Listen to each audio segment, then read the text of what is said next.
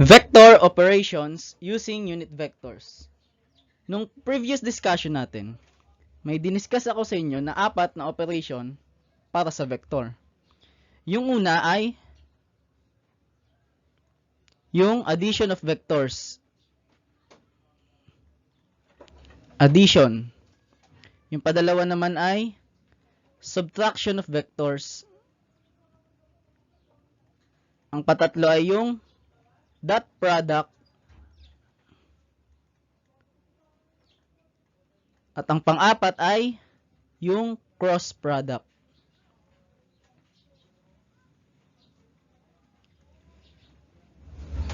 Sa video na ito, tatlo lang ang ating i-discuss. Yung addition of vectors, subtraction at yung dot product. Wala munang cross product. Tapos, nung previous discussion ulit natin ay nag-discuss ako ng addition of vectors o yun yung pagkuha ng resultant ng isang vector or yung vector sum. Ngayon, gagamit na tayo ng sa vector operations, gagamit tayo ng mga unit vectors sa pag-perform nun. Ano nga ba yung unit vectors? Didiscuss natin sa susunod na slide. Unit vectors. A unit vector is a dimensionless vector with a magnitude of exactly 1. Unit vectors are used to specify a direction and have no other physical significance. So naka-note dito, ang unit vectors lang ay nag-i-specify lang siya ng direction lang. The symbols I hat, j hat, and k hat represent unit vectors. They form a set of mutually perpendicular vectors in a right-handed coordinate system. The magnitude of each unit vector is 1. Kaya nga tinawag na unit vector. Nasa word no. Ang magnitude nun ay 1 unit. Yan. 'Di ba pag nagrepresent tayo ng magnitude ng isang vector, kailangan may absolute sign. Yan. Kaya absolute nung I hat is equal to the absolute of j hat is equal to the absolute of k hat is equal to 1. Yan. Magnitude nung tatlong unit vectors. And sinabi dito, a sub x is the same as a sub x I hat and a sub y is the same as a sub y j hat. And the complete vector can be expressed as the vector a is equal to ax I hat plus ay j hat. So ano nga bang sinasabi doon? Pag sinabi nating I hat, siya yung vector along the x-axis. I hat, tatandaan, along sa x-axis. Kapag naman j hat, siya yung unit vector along the y-axis. Kapag naman k hat, siya yung unit vector along the z-axis. Kaya dito, sinabi dito, kung may vector A ka daw, di ba? Vector A. Yan, drawing natin yung, kunwari may vector A ka dito.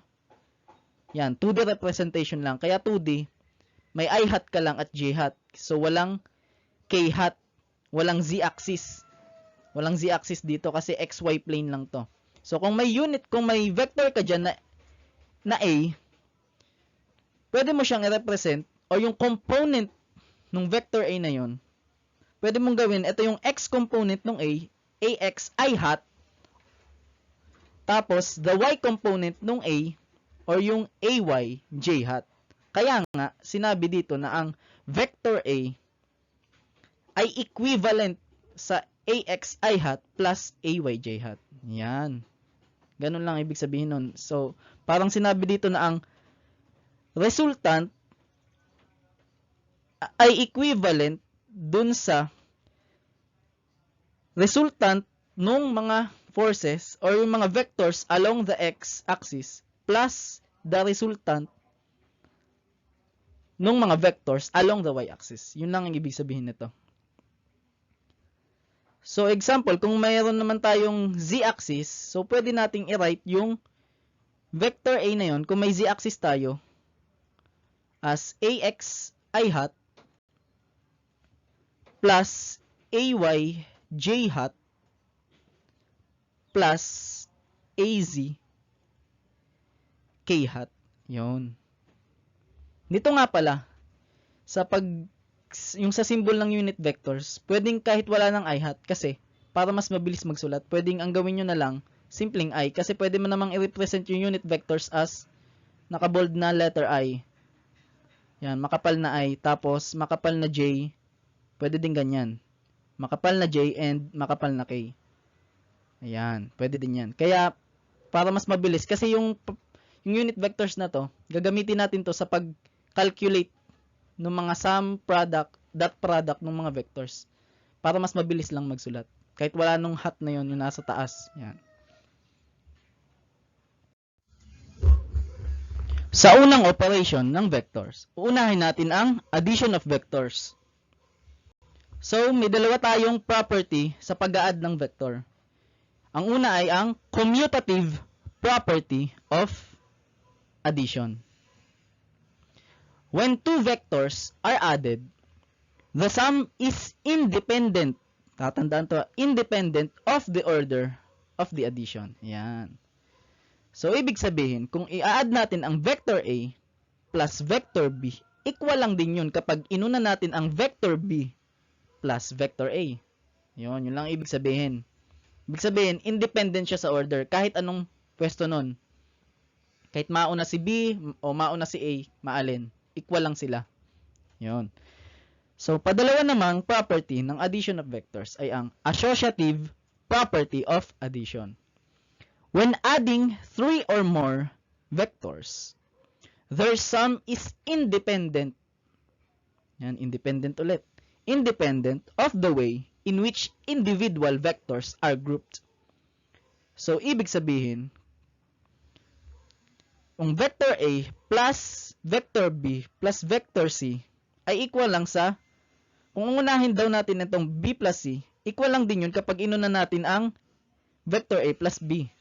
Yan. Yun lang ibig sabihin ng associative property of addition. So, in conclusion lang, kung meron kang 2 or more vectors, in conclusion lang to ha, 2 or more vectors, kahit anong pwesto ng mga vectors, kahit sinong unahin mo, pwedeng si vector A, pwedeng si vector B muna, pwedeng si vector C, kahit sinong unahin mo, equal lang din yun. Parehas lang sila ng sagot, kumbaga. Parang pag inuna mo si B, yung sagot nun ay parehas lang kung uunahin mo naman si A. So, maalin lang yung order nila. Kaya nga, independent of the order. Yun lang ibig sabihin nun. Ang padalawa namang operation ay ang subtraction of vectors.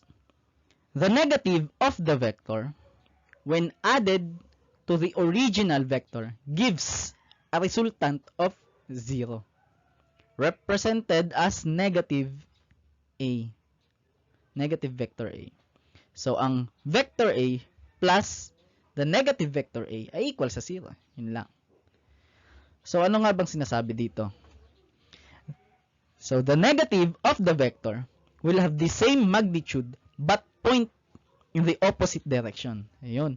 For example lang, drawing ko si vector A dito sa Cartesian coordinate plane.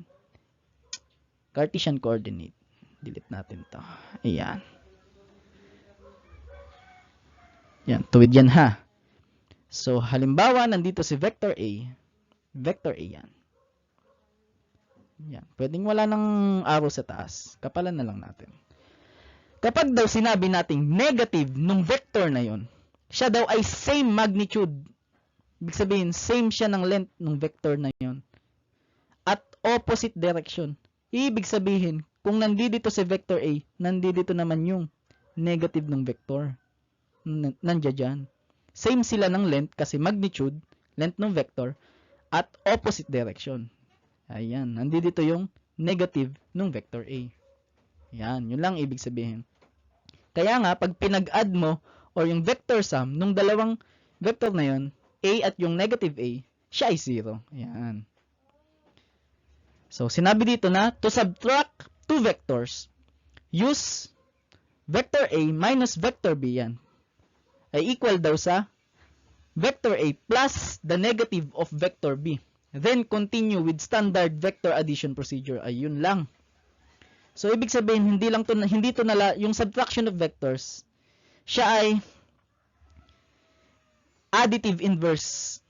Yan, additive inverse nung addition. Additive inverse lang yung subtraction. Ayan.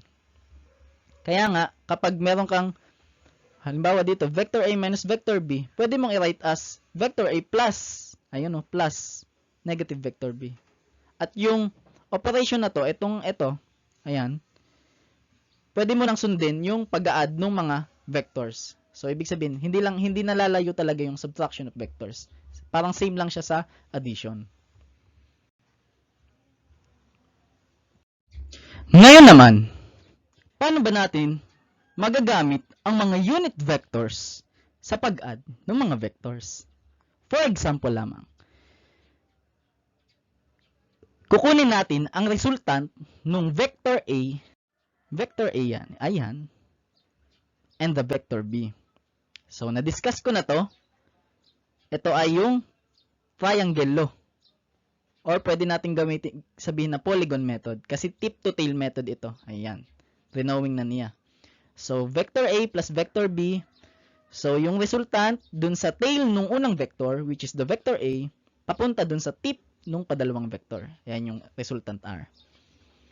So, ngayon, then, sulat natin, R is equal to A plus B. Tapos, yung vector A natin, di ba sinabi ko kanina, pwede mo siyang i-represent as yung X component niya at yung Y component niya. Yun. So, yung vector A ay pwedeng sabihin natin na AXI hat plus AYJ hat plus yung B naman, X component at Y component niya, kaya mayroong BXI hat plus BYJ hat.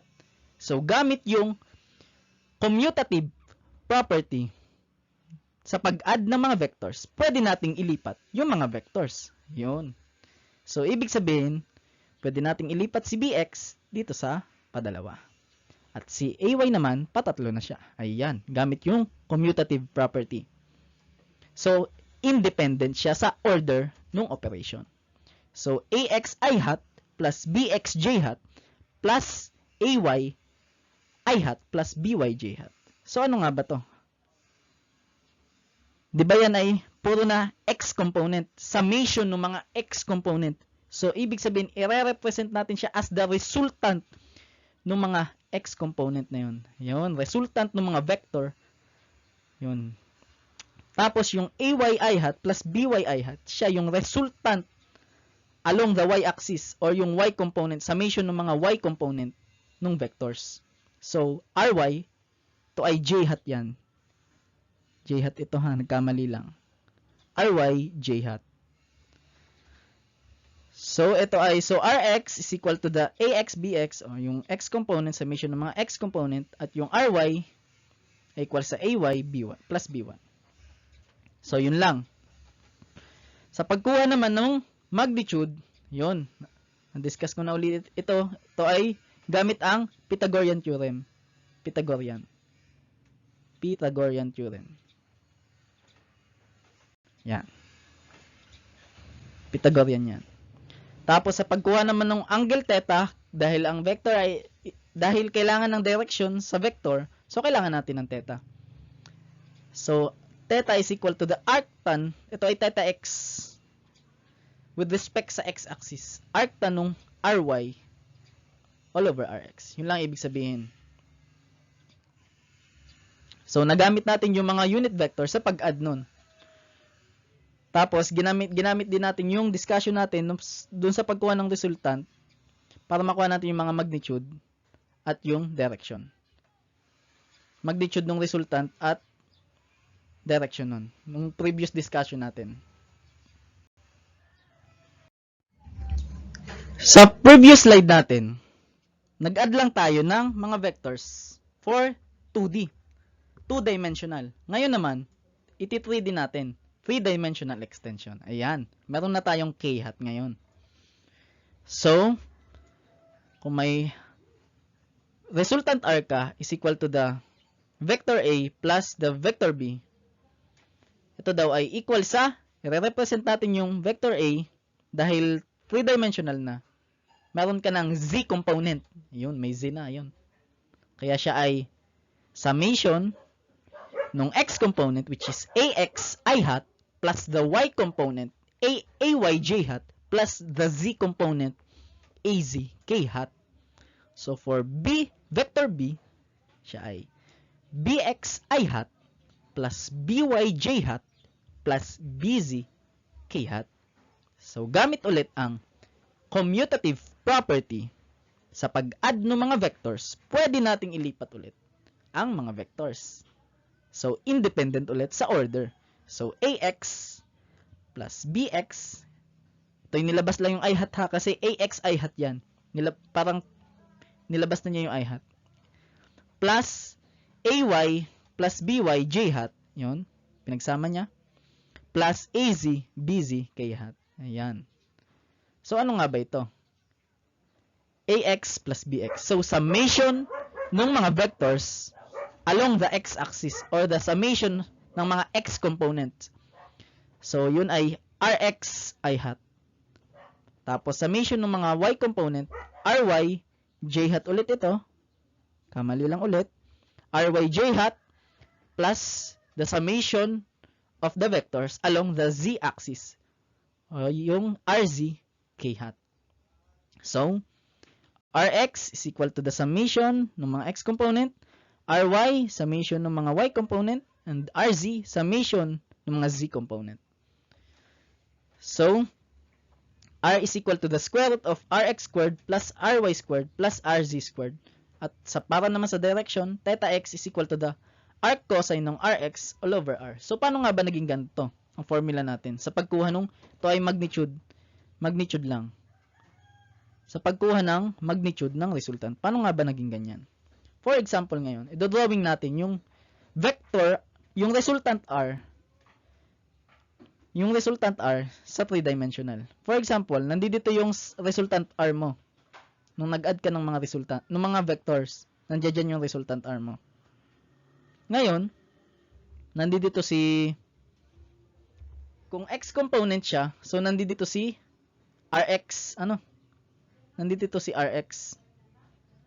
Pag pinroject natin, kasi di ba nandiyan yan, po-project natin doon. Nandiyan si Rx ngayon. Ayan. Gamit yung equality of vectors. Pagkatapos naman, nandito si Ry. Ry dyan. Po-project ulit natin dito. Ry ito. Ayan.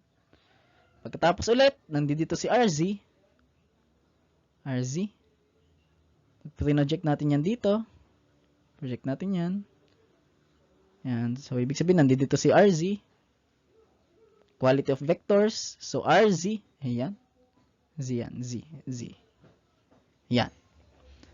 Nung napapansin nyo, di ba para siyang rectangular parallelepiped? Yung extend natin dito. Diba? Yan. Para siyang rectangular parallelepiped. Yan. Tataas natin yan. Diba para siyang box. Yan. Basta ganyan. Dito naman. Yan. Dito. Yan. Na-drawing na natin. Yun. Kagaling talaga. Tama ba? Yan. Tama yan. Basta parang box. Pagkatapos, paano nga ba na-derive tong magnitude ng R? So, kukunin muna natin to. Itong diagonal na to. Ayan. Represent natin siya as, halimbawa ay siya ay, ano na lang, D na lang, kunwari ito, D. Malaking D. Yan. Diba yan ay, ito ay right triangle, itong part na to. Right, diba yan? Para siyang diagonal nung rectangle. So, sa pagkuha ng diagonal, Pythagorean theorem lamang. So, D is equal to the square root of yung side ng, yung Rx squared, plus Ry squared.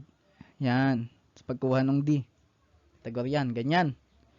O kaya pwede nating isulat na d squared na lang. D squared is equal to rx squared plus ry squared. Ayan.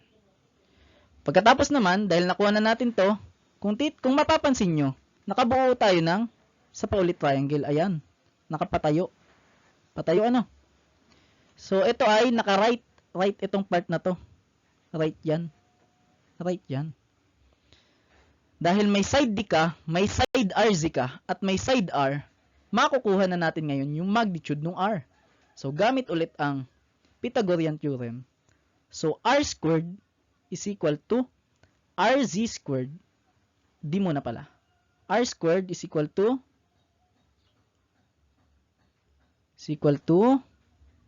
D squared plus RZ squared. At yung RZ squared ngayon, nakuha natin dito, which is equal to, ang R squared ngayon ay equal siya sa RX squared plus RY squared plus RZ squared. Ayun. Nakuha natin. So, ibig sabihin, makakukuha natin yung resultant R, square root lang. Ayan o. Square root ito. Square root nung RX squared plus RY squared plus RZ squared. Positive square root kasi siya ay magnitude. Yun, dun lang nanggaling yun. So, sa pagsaulo nito, para lang siyang Pythagorean theorem na na-extend. May RZ squared lang sa loob. Yun lang iisipin nyo. So, parang parehas lang. Parang gumamit lang ng Pythagorean theorem. So, paano na-derive tong theta x? Yung angle x. Or yung angle with respect sa x-axis. Kung ipo-project natin, yung R na to, yung resultant R na yan, sa xz plane, xz. Dito sa part na to. Dito, xz plane. Kung ipo-project natin yan, dodrawing ako ng panibago, xz plane, kunwari. Extend natin. Ayan. Para yan. X tapos z, xz plane. Kung ipo-project natin yung resultant R, nandito siya. Pag ganyan siya, no? Pag ganito. Pag ganyan. Pagkatapos, yung theta x na yun, siya ay with respect sa x-axis. Kaya nga may x eh. So, ito ay theta x. Ayan. Diba yung rx ay along sa x-axis. So, nandito yung rx. Ito yung r. Ito yung rx. At ito naman yung na to, rz. Rz yan. Kasi along sa z-axis. So, para makuha yung theta x, pwede kang gumamit ng cosine. So, cosine nung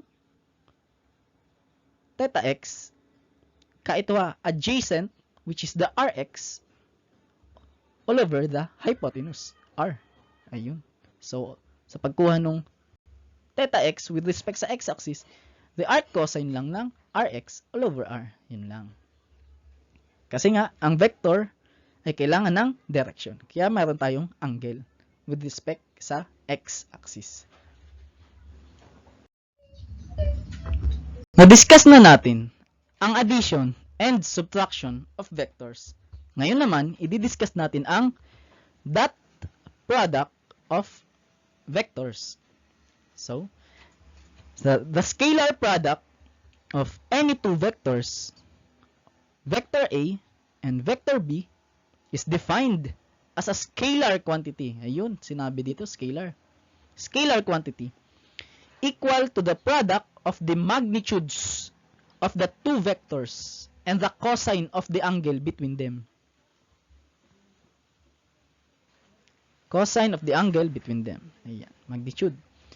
So, the scalar product of vector A dot vector B equals the magnitude of vector A multiplied by the magnitude of B times the cosine theta.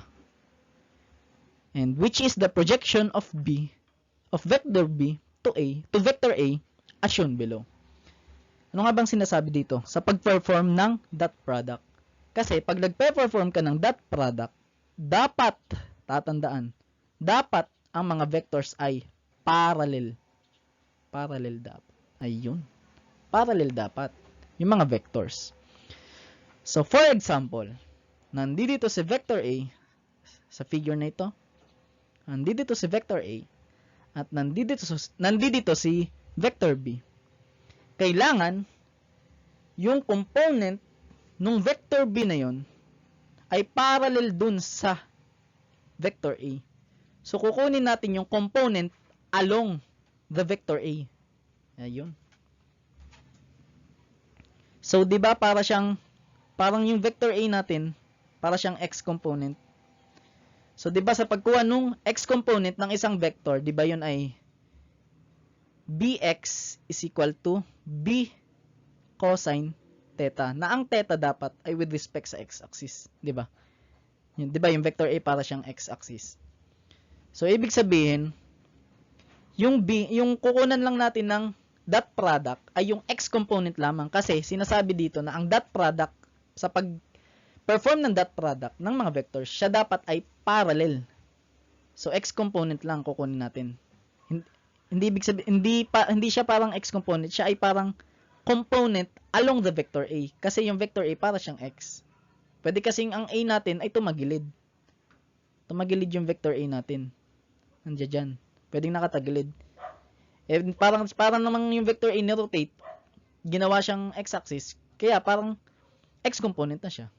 Yun lang. Kailangan yung vector na yon parallel. Yan. Kaya ito ay b cosine theta. Naging b cosine theta ito. Ayan. B cosine theta tong part na to. Ayan. Para siyang x component. So, ngayon, nakuha na natin yung two parallel vectors, yung b cosine theta at yung a. Pwede mo na siya ngayong pag-multiplyin. Ayun. Kaya naging ganito. Kaya ang dot product nung a and b ay equal sa magnitude nung a times the magnitude of b cosine theta. Yung theta, angle between them. Tatandaan to ha. Hindi na ang theta, hindi siya with respect sa x-axis. Siya ay angle sa pagitan nila. For example, nandiyan dyan si vector A, For example, nandiyan dyan si vector A. Ito ay y-axis, x-axis, ayan. Ayan. For example, nandiyan dyan si vector A. At nandito naman si vector B, Dapat, yung angle na kukunin mo, sa pagitan nila. Between them. Angle between them. Nakalagay na nga dito eh. It is the angle between them. Pagitan nila. So, theta yan. Ayan. So, ibig sabihin, so, na-derive natin, yan, AB cosine theta. Kaya nga nakalagay dito na ang dot product ng A and B ay absolute ng A, which is the magnitude dapat. Magnitude of A magnitude of A times the magnitude of B. Magnitude yan. Ayan. Magnitude of B cosine theta or the angle between them. Yun. Tapos, di ba na-discuss ko na ang dot product ng mga vectors, ang mapoproduce nila ay isang scalar quantity. Kaya nga, di ba? Ito ay may application na kung saan ang work ay equal sa the force times the dot product of the displacement. Ayun. Ang force ay isang vector at ang displacement ay isang vector na makakaproduce ka ng isang scalar quantity, which is the work, na ang unit ay joules. Ang unit ng force ay Newton. Ang unit ng displacement ay meter. Ayun. May application pala yung dot product na yun. So, yun lang ibig sabihin na ang pinakatatandaan mo lang dito sa pag-perform ng dot product, ang mga vectors natin ay dapat ay parallel. Parallel sila. Parallel dapat. So, bago tayo magsimulang mag-perform ng dot product ng mga vectors, i-discuss ulit natin yung mga properties ng dot product. Siyempre, diba may properties tayo ng addition. At yung subtraction naman ay parang addition lang din kasi siya ay additive inverse. Kaya ngayon, may properties ulit para sa dot product. Unang-una ngayon, meron tayong tinatawag na commutative. Yun, commutative ulit. Commutative property of multiplication. So, ibig sabihin lang na ang dot product ng vector A times vector B ay equal lang sa vector B dot vector A. So, ibig sabihin, independent ulit sa order. Kung sinong mauna. Equal lang sila. Ayun, yun lang ibig sabihin ng commutative property. Pagkatapos naman, meron tayong tinatawag na distributive law or the distributive property of multiplication. So, ang vector A dot B, yung nakaparenthesis yan, plus C, ay equal sa, i-distribute mo yung vector A. Yan, distribute yan. Distributive property. So, vector A dot vector B plus vector A dot vector C. Yun lang ibig sabihin ng, parang ang vector, ititreat mo lang siya as parang variable. Parang ganun lang, variable lang. So, parang ang operation ng mga vector, para lang siyang algebraic operations. Parang sa algebra lang. Meron tayong distributive, meron tayong commutative, associative. Same lang siya. Same lang. So, kaya dito, in-apply yung distributive property. So, parang ganun lang. Tapos, ito, pwedeng mauna si A, yung A.C, pwedeng mauna. Kasi nga, gamit yung commutative property, pwedeng kung sinong unahin mo. So, so, parang same lang siya ng mga algebraic operations or algebraic manipulation natin. So, yun lang ibig sabihin nun. So, meron tayong dalawang property para sa dot product. Yung commutative property at yung distributive property or the distributive law of multiplication. The sign of the dot product indicates whether the angle between the two vectors is acute, obtuse, or right. Assume that vector A and vector B are two non-zero vectors. So, ibig sabihin, may value yung magnitude niya, hindi zero. So, if the dot product of A and B is greater than 0 or positive value yung dot product nila, then the angle formed, tatandaan to then the angle formed by the vectors is acute. Tatandaan yan. Kapag ang dot product ng dalawang vectors ay positive, ang angle between them ay acute angle. Acute angle. Angle theta between them. So, if vector A naman and the dot product of vector A and vector B ay less than 0 or negative value, negative siya in that product, the angle formed by the vectors is obtuse. Obtuse naman ngayon. At kapag naman ang dot product ng vector A and B ay 0, 0 yan, then the angle formed between them is 90 degrees or right angle. Ayun. Right siya. In this case, the vectors are perpendicular to one another. Two vectors that have this property are said to be orthogonal. Orthogonal. So, paano nga ba na-derive itong mga ganito? Paano nga ba nasabi na kapag positive acute, negative ay obtuse, 0 ay naka-right? So, kung matatandaan nyo na ang dot product nung A and B ay equal sa magnitude nung A times the magnitude of B cosine theta, no? Ayan. So, kapag naman daw, kung itatry natin i-cosine yung angle between 0 greater than 0, yan, but less than 90, acute siya, di ganyan yung acute, na ang theta mo ay greater than 0, but less than 90. Kung itatry mong i-cosine yan, yung mga angle dyan, kung itatry mong i-cosine yan, lahat ng mga makukuha mong value, siya ay positive, yun lang. Kaya nga, kapag positive yung nakuha mong dot product, siya ay acute. Acute angle. Angle between them. Ayun. Kapag naman, yung theta mo ay greater than 90 degrees, but less than 180 Di ba yan ay obtuse? Obtuse angle yung mga ganyan, di ka? Greater than 90 but less than 180. Ang makukuha mong value sa dot product ay negative. Yun. Doon lang nakuha yun. Pag i-cosine mo yung angle na yun. Yung angle na yun. Ang makukuha mong value ay negative. Kaya doon na-derive yun. Kapag naman, 90 degrees, kapag kinosine mo yung 90 degrees, ang makukuha mong value ng cosine ay 0. 0 ngayon. 0 siya. Cosine ng 90. Kapag naka-right angle. Yun.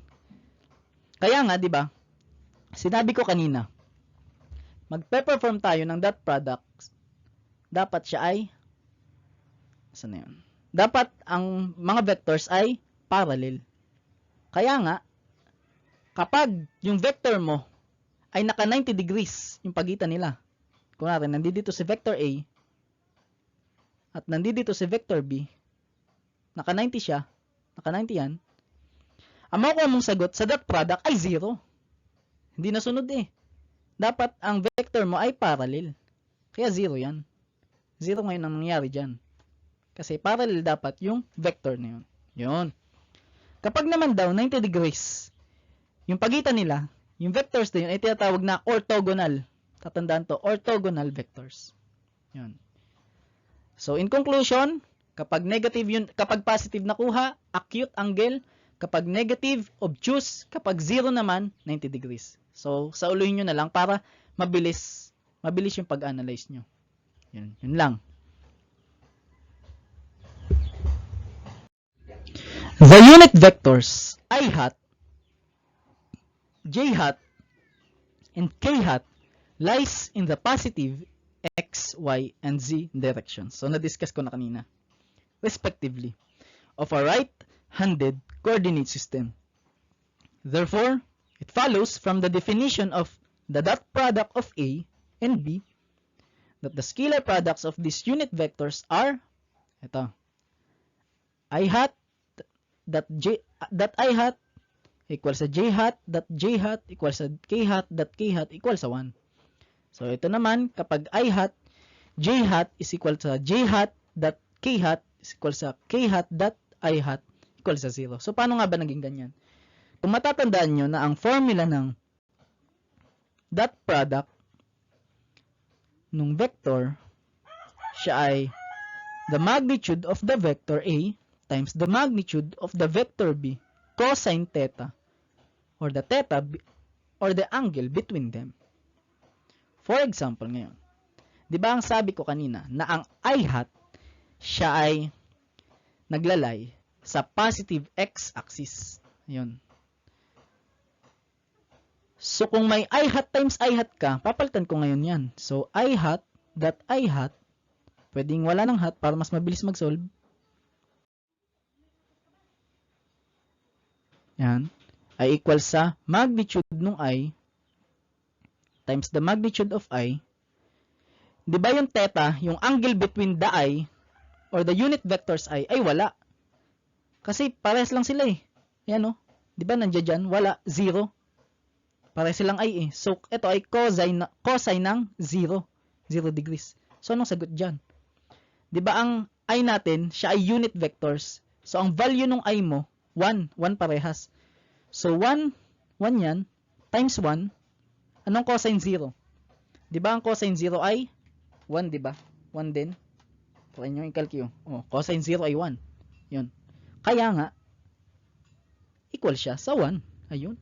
Parehas lang. 1 lang. Kaya nga, kapag may nakita kayo, kasi itong mga I hat na to, pag nakita kayo may mga ganyan, I hat, J hat, 1 na agad yun, matik. 1 na ang gagawin nyo. Kapag naman J hat times J hat, basta kapag parehas na parang J hat times J hat, 1 na agad yun, matik.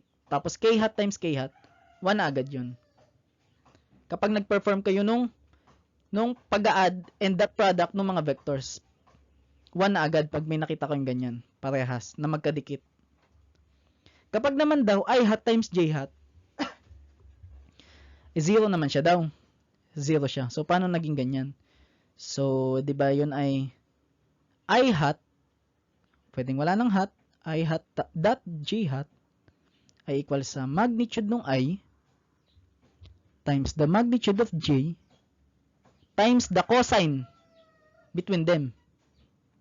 'Di ba ang I ay nandiyan dyan at ang J ay nandito, J yan. J ito, J.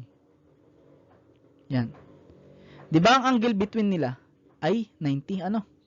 90 kasi sila ay perpendicular. Yan, naka-90 yan. So ito ay 90 degrees. So ano nga bang value ng I? 'Di ba yan ay unit vector? 'Di ba siya ay 1? Magnitude niya ay 1. So times the magnitude ng J, unit vector ulit yan, 1. Anong cosine ng 90? So cosine ng 90 ay 0 ngayon. 0. Kaya nga 0 ito. Kaya nga pag may nakita kayong I hat times J hat, magkaiba. Basta pag magkaiba, I hat, J hat, tas K hat, tas I hat, 0 na siya. 0 na. Yun. In conclusion, kapag may nakita kayong parehas na parang variable, yung mga I tas J, 1 yung value nun. Kapag may nakita naman kayong magkaiba na magkatabi, I hat, J hat, K hat, yun, 0 na yun, matik. Yun, para mas mabilis mag-solve. Hindi na kayo magaganito. Hindi na kayo magaganyan.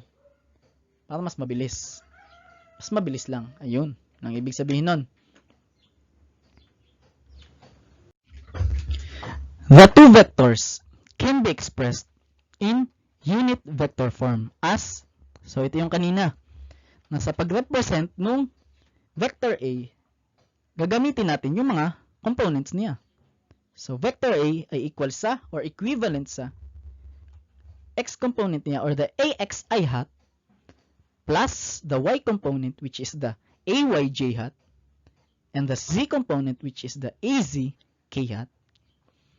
Para naman sa vector B, siya ay bxi hat plus the byj hat plus the bzk hat. Using these expressions for the vectors and the information on the dot product of unit vectors shows that the scalar product or the dot product of vector A and vector B reduces to. So, paano nga ba naging ganito? Paano nga naging ganyan? So, mahaba-habang solution nito. Ano? So, vector A dot vector B ay equal sa axi hat ay na lang para mas simple ang ating solution. Ayj hat, j na lang, plus az k times dito na lang times, di na kasya eh, bxi plus by j plus bzk. Ayun. Gamit ang distributive property or the distributive law. Sisimplify natin yan. Ngayon, mahaba ito. Patay. So, ax, ito muna. Itong axbx. Axbx i times i. Yan. Plus axi, haba nito, axby pala, I times j, haba, plus axbz i dot k ano. So, plus naman, pagkatapos ng ax, ay naman ulit. So, ay, ito naman ulit ha, ay. So, bx ji, ayan, plus the ay by,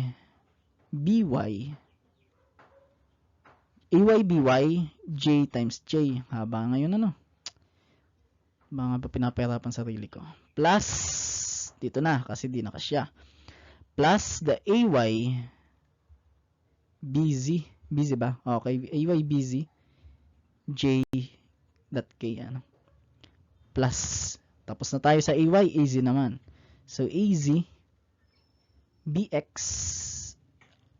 k dot I ano, plus the az by k times j plus the az bz k dot k.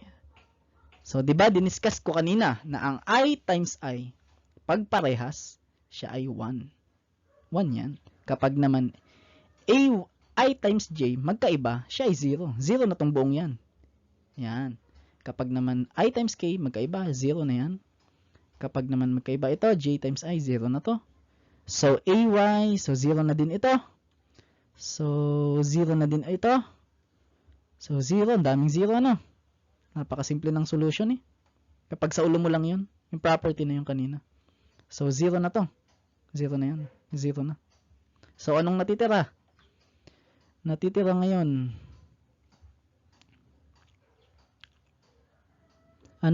Ito pala hindi 0. J pala yun. Kamali ako ah. Ito pala ay hindi 0. Kasi ito ay J. Kala ko ay I. J pala yan. Yan ay 1. So, ang natitira na lang ay ito, tsaka ito. Ayun.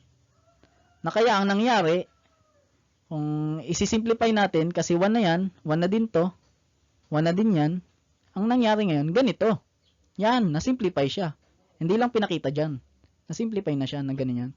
Kaya siya ay AX, BX plus AY, BY plus AZ, BZ. Yan ang nangyari. Tapos, kapag naman daw, may special case tayo ng vector, ng ganito, na equal yung vector A at vector B. So, isa-substitute lang natin. So, ganito. Ipakita ko sa inyo para mas malinaw. So, ito ay vector A dot vector B, ano? So, AX, BX, plus AY, BY,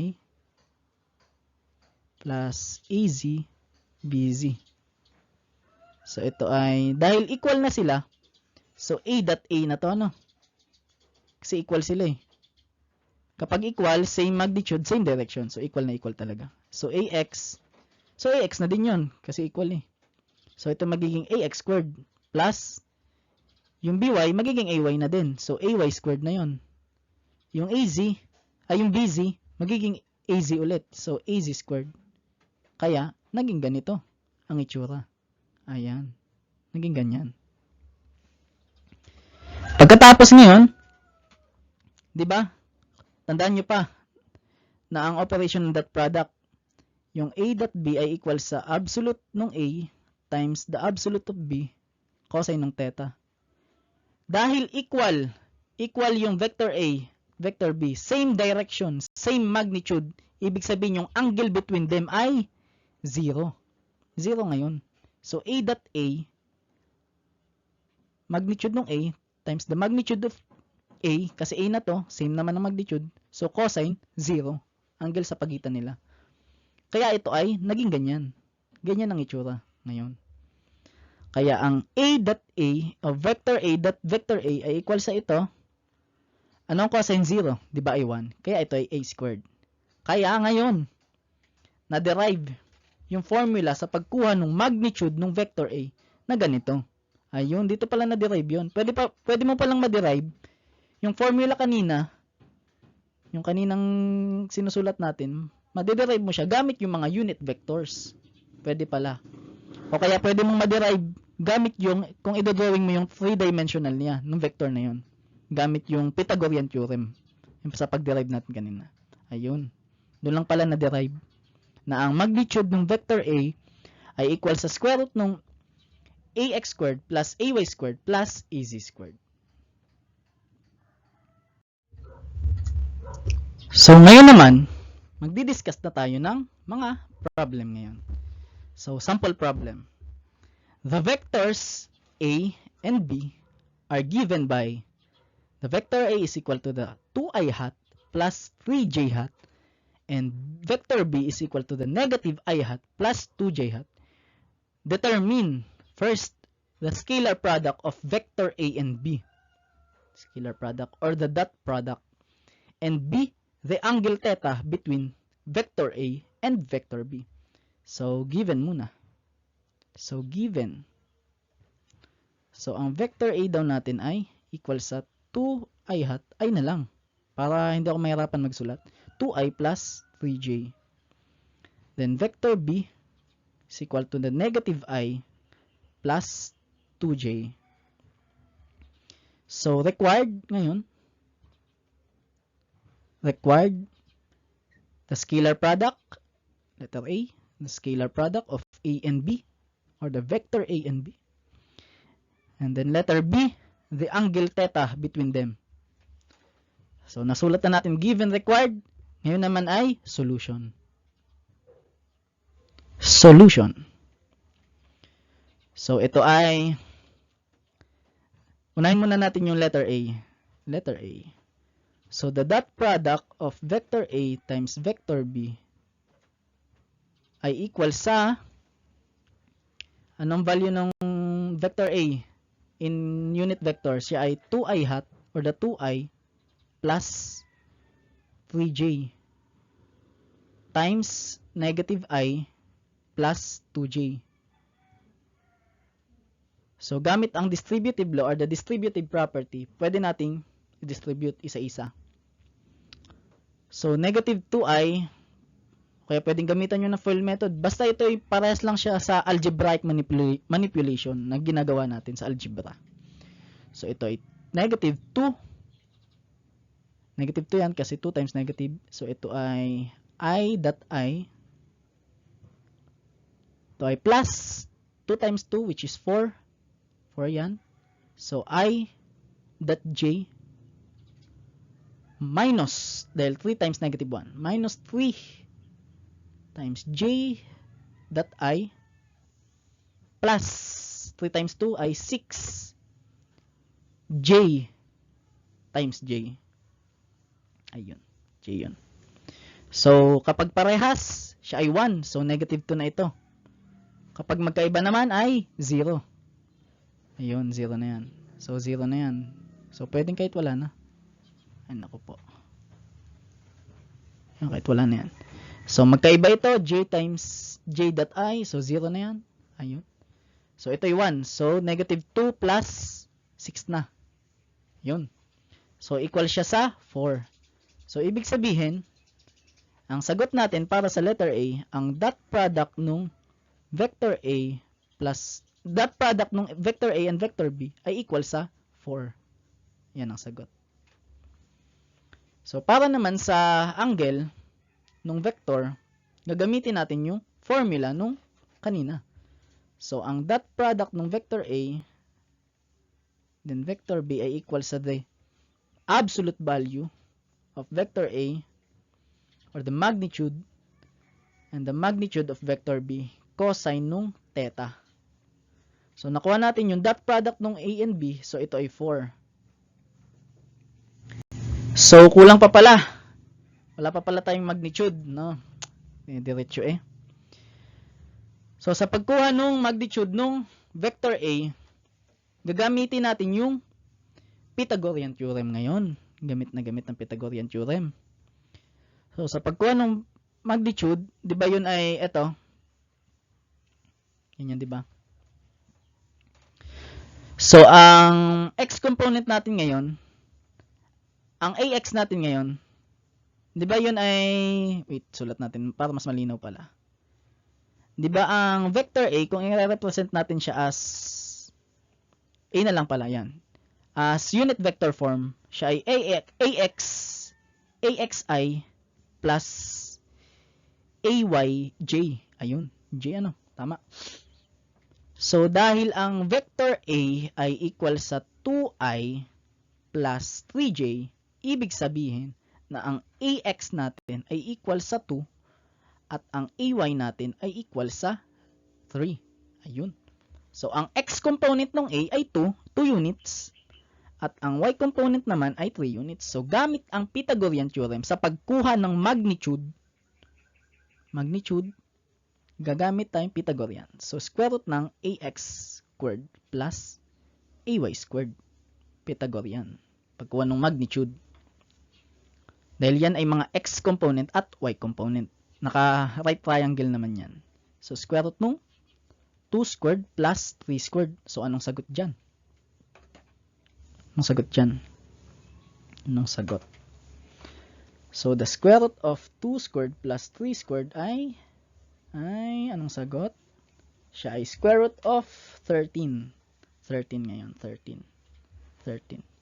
So, nakuha na natin yung magnitude ng A. So, para naman sa magnitude ng B, dito na lang, ayan. Gagamit ulit ng Pythagorean theorem. So, ganun lang, parehas lang. So, siya ay the square root of, dahil yun ay negative I, so negative 1, yung x component. So, negative 1 yan, negative 1 squared ito, squared yan. Sorry naman, delete ko nga, para hindi kayo malito. So, negative 1 squared plus, dahil to ay 2j, so ang y component natin ay 2 units. So, 2 squared. So, ano ang magnitude ng B? Jadi yan ay square root of 5. So, nakuha na natin yung magnitude ng B at magnitude ng A. Substitute na natin. So, ito ay square root of 13 times square root of 5 cosine theta. Ayan, cosine theta. So, further simplify, manipulate nyo na lang. Manipulate. Ang angle natin ay arc cosine nung 4 all over the square root of 13 times the square root of 5 arc cosine nun. So, anong sagot? So, 60.255 degrees. 255. O kaya 60.26 na lang to decimal. 60.26. So, ang angle between them, between vector A and B, ay 60.26 degrees. At ang dot product ay 4. Ayun. Tingnan natin kung tama. Ayun, tamang-tama. Ang dot product ng A and B ay 4. Ang angle niya, ang angle sa pagitan nila ay 60.255 degrees or 60.26 degrees. So, padalawang problem naman. Calculate the dot product of vector V is equal to negative 4, negative 9, and vector W is equal to negative 1, 2. Do the vectors form an acute angle, right angle, or obtuse angle? So, given mo na. Given. So, vector V is equal to negative 4, negative 9. So, yan, vector W is equal to negative 1, 2. So, required natin ay dot product. Diga, ang dot product ay may commutative property ang dot product. So, maalin ko sino mauna. Ayan. Ay equal lang siya sa yan. Commutative property. Unknown. Tapos, siya ba ay obtuse, right? Sulat natin. Okay, wag na. Malalaman naman yun. Yan. Tapos, solution naman. Solution. Yan. Yung given na vector natin ay naka-ordered pair ngayon. So, kailangan natin siya naka-unit vector form. So, paano natin i-unit vector yan? So, di pa ito ay sulat natin ulit. Ayan. Yan. Equal sa negative 4, negative 9, ano? Di ba ito ay, kung i-drawing natin yan, kung ipa-plot natin yan sa x and y coordinate, x and y, x, y, di ba ito ay, nandito siya, nandito sa part na to, na kung saan, yung x component mo ay negative 4. Negative 4. Yan. Yung x component mo ay negative 4 at yung y ay negative 9. Yun lang. So, para ma-represent siya as unit vector, yun ay negative 4i, ayun. Titingnan mo lang yung una. Kasi yung I ay para sa X. Minus 9J. Kasi yung padalawa ay Y. Y component. Along the Y axis. So ito yung unit vector form niya. Para naman dun sa W ngayon. So gagayanin lang natin yung process. So vector W ay equal sa negative I, dahil negative 1 yun, negative I na lang, plus the 2j. Ayun, ang unit vector form nung W. So, perform na natin ang dot product.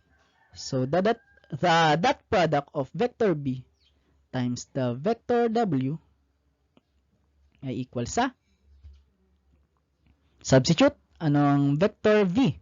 So, negative 4i minus 9j times the vector W, negative I plus 2j. So, further simplify, algebraic manipulation tayo.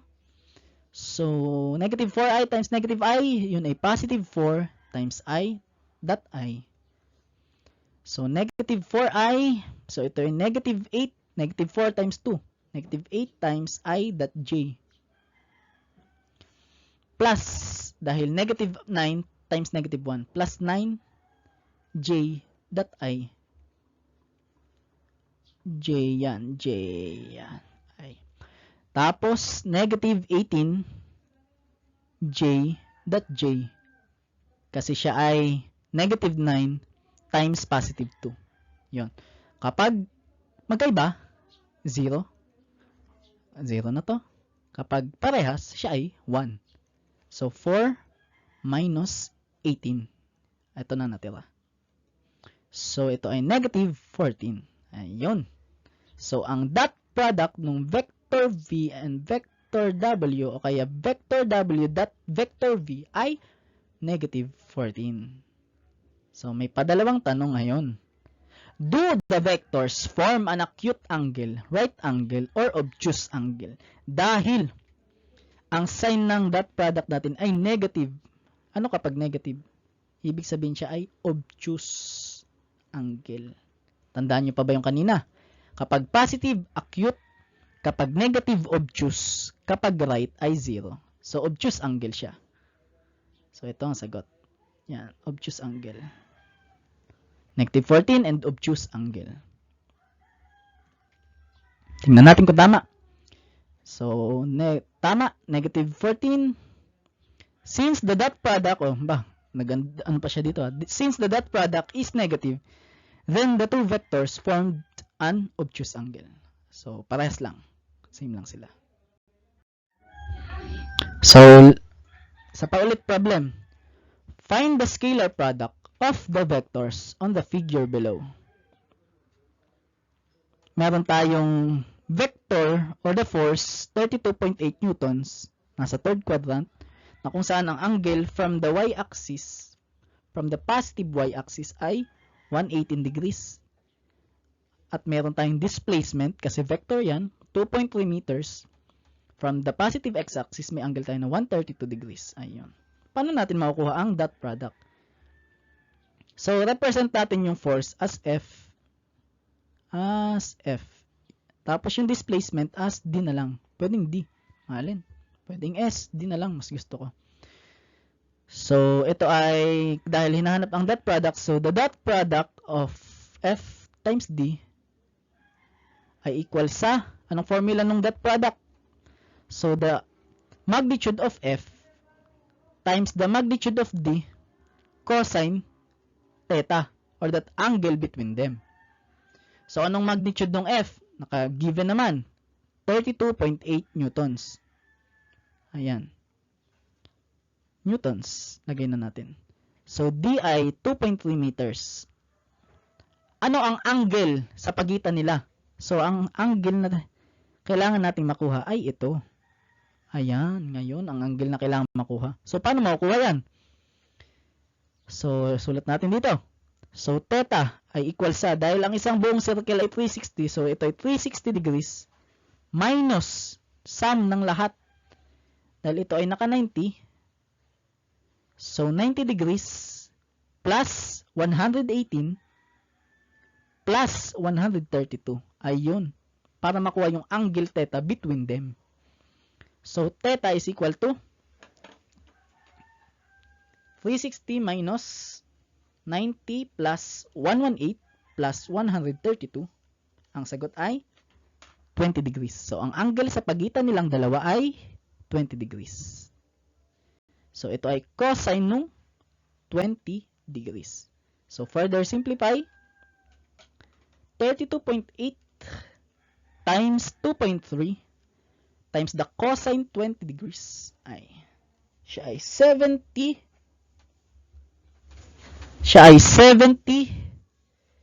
70.89 Newton meters.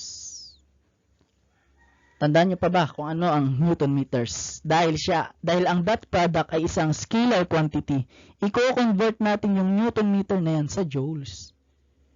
So, ibig sabihin, ang na-compute natin dito na dot product ay work pala yun, ano? So, 70.89 joules. Yun. So, tama naman. 70.89 joules. Tingnan natin kung may problem pa. So, wala na pala nga. And then, may the force be with you.